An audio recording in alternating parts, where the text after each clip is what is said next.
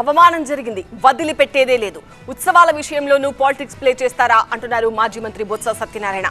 అంతేకాదు, కుట్ర జరిగింది, అంతమొందించేందుకు ప్రయత్నించారు అనే కాంట్రవర్సీ కామెంట్స్ చేయడం కాకరేపుతోంది. ఇంతకీ బొత్స ఎందుకు అంత సీరియస్ కామెంట్స్ చేశారు?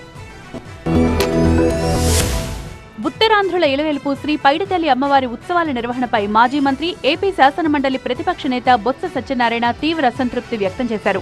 కొద్ది రోజుల క్రితం జరిగిన పైడితల్లి ఉత్సవాల్లో చోటు చేసుకున్న ఘటనలపై కీలక వ్యాఖ్యలు చేశారు. విజయనగరం పైడితల్లి అమ్మవారి ఉత్సవాలను ఈసారి ఏ ఒక్కరివో అన్నట్లు నిర్వహించారని ఆరోపించారు. ఆర్భాటం, అహంకారం తప్ప సంప్రదాయబద్ధంగా పండుగ జరపలేదని మండిపడ్డారు. పండుగ కోసం ప్రభుత్వ కార్యాలయాల్లో హుండీలు పెట్టారని, గతంలో ఎప్పుడూ లేని విధంగా బలవంతపు వసూళ్లకు పాల్పడ్డారన్నారు. అదే సమయంలో సిరిమానోత్సవం రోజున ఫ్యామిలీ కలిసి కూర్చున్న స్టేజి కూలిపోవడంపై సీరియస్ కామెంట్స్ చేశారు బొత్స సత్యనారాయణ. దుర్మార్గమైన ఆలోచనలతో ఈ పండుగను జరిపించారు, ద్వంద్వ ప్రమాణాలతో ఈ పండుగను జరిపించారు.